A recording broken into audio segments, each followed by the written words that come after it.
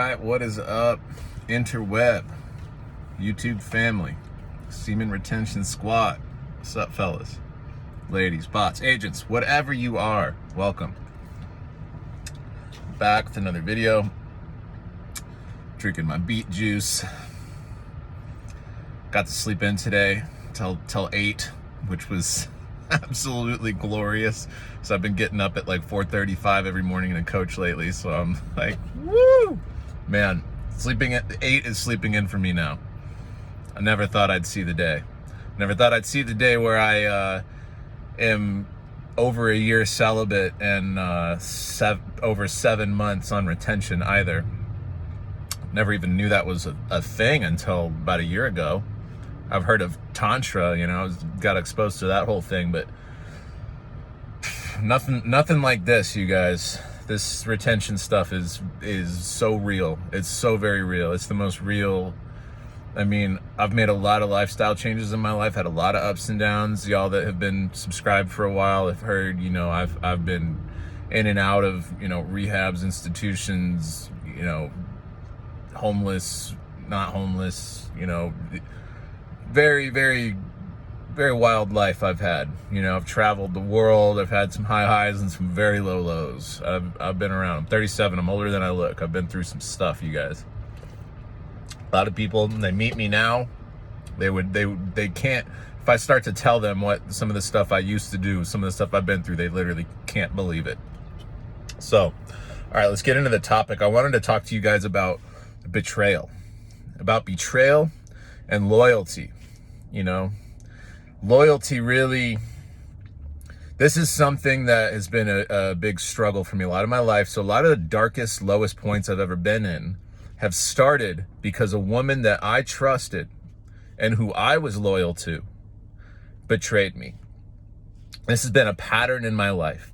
So just a quick rundown. My very first girlfriend in high school, we were set to go to prom together.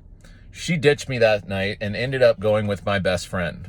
Okay? That's just that was my first serious relationship.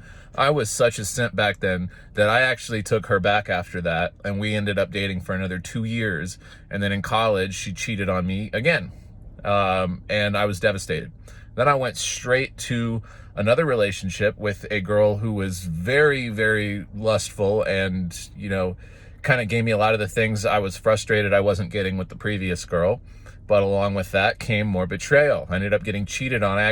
We moved in together. I walked in on her in bed with another man. That was my second relationship.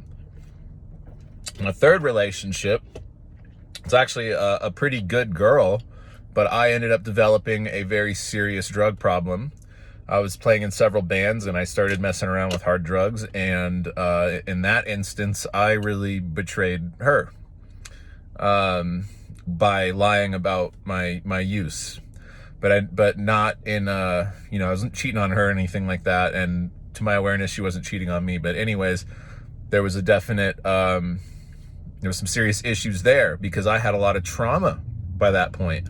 Next relationship I ended up within the first few weeks of us dating, I find out she's sleeping with a friend of mine and not telling me about it right off the bat. And then I ended up dating her for 4 years. And so we're just getting started. The next relationship I had, which lasted about 4 years, she ended up getting pregnant with a busboy at the restaurant she worked at while we were still together. So that was fun. That was great. And then she ended up asking me to marry her at one point after that. And I hesitated, and she goes, well, if it's not a yes, it's a no. And then, so she moved across country, and I was heartbroken. And then I very quickly got involved in another relationship after that with somebody who I ended up engaged to and living with within a few months because it was so intense. And she ended up getting pregnant with somebody that she worked with while we were still living together. So isn't that nice? So that's been my experience with relationships in life. A lot of betrayal, a lot of being gaslit, a lot of being lied to, a lot of disloyalty. And I can say that maybe I haven't been totally honest in all of these relationships in terms of I've hid things like substance use, or I've minimized that stuff, but I've never been a cheater. I've never been that, but I've always been the one that gets cheated on. I've experienced so much of that. So I want to get into why that is on a spiritual level, on an energetic level. Why is that the case? Because now that I am down this path of celibacy and retention, and I've done a lot of inner work, and I've healed, and I've grown in so many ways, and I've transcended a lot of these problems, and I've been able to forgive a lot of these people because I see my part in it. And I look at my own, where it is that I fell short. It's not about what they did anymore. It's about what I did and how I created those scenarios and allowed myself to, I put myself in a position to be hurt. So here's how this works, you guys. There's a very common phrase, it's a cliche at this point, but it's true, is you attract what you are. You attract what you are. So if I was attracting women that would be disloyal to me, dishonest, and ultimately betray me, what does that say about me? That says that I'm a person who is consistently betraying myself. I'm somebody who isn't loyal to myself. So I'm going to break down what that means and how at this point in my life, I am very loyal to myself and I do my best not to betray myself. Occasionally, I fall short. I do certain things, like maybe I eat like a cinnamon roll when I'm really trying to avoid stuff like that. You know, that's like a minor case of it, you know, or I say something that I regret. But for the most part, it's like my transgressions these days are very small compared to what they used to be. And I notice them really quickly, and I correct and I repent, and it's just a whole new way of life. So the thing is, I'm loyal to myself first and foremost. And this is a new development. I haven't always been this way, and I didn't know how bad I was until I started doing it correctly, let's say. Not that I do it perfectly, but I'm always striving for that. So loyal to myself means loyal to God. All right, that's one and the same. I can't have one without the other. I could eliminate God from the equation, but then what I mean by myself means my egoic identity structure that is temporary and is really a product of conditioning and a lot of things that are illusory and not real, okay? So if I want to get deeper than that, I have to have a relationship with God, which puts me in a relationship with my deepest spiritual nature, my truest self, which is where I access my true and real value system, which includes treating my body like it is a miracle, like it is a gift of God, like it is a temple of the Holy Spirit. That's what this body is. And so if I understand that because I have a relationship with God the Father, then that means I'm going to treat my body accordingly. And I'm not going to put toxins in it knowingly. I'm not going to poison myself with alcohol and drugs knowingly. I'm not going to eat fast food that I know is bad for my body. I'm not going to do those things anymore. That's me being loyal to myself. My value system includes keeping my physical temple very healthy. So also that means that I exercise every single day in some way, shape, or form. I'm very disciplined 5 days a week. I lift heavy.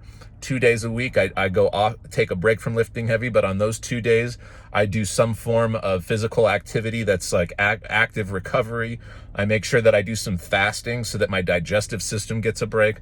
These are disciplines of mine that I'm very strict with. I take cold showers on a regular basis. You know, I'm not trying to flex. This is just to tell you guys, this is me living in accordance with my value system. So I've learned along the way some things that make me very healthy, that make me happy, that balance my brain chemistry, that balance me on every possible level and make me a better, more effective person that goes out into the world with energy to share with people, to give. I'm able to go out and contribute and not just always be consuming, right? And that lends itself to me having self-esteem, feeling good about myself, which helps me sleep at night, which is another value of mine in this health journey, is that I sleep well. Sleep is so important. I can't sleep well if I'm not living in accordance with my true nature and honoring God. If I have things that I'm ashamed about, things that I'm hiding in my closet, then how am I going to sleep well? How am I going to rest well? Then I'm going to need to rely on some substance to help me do that, right?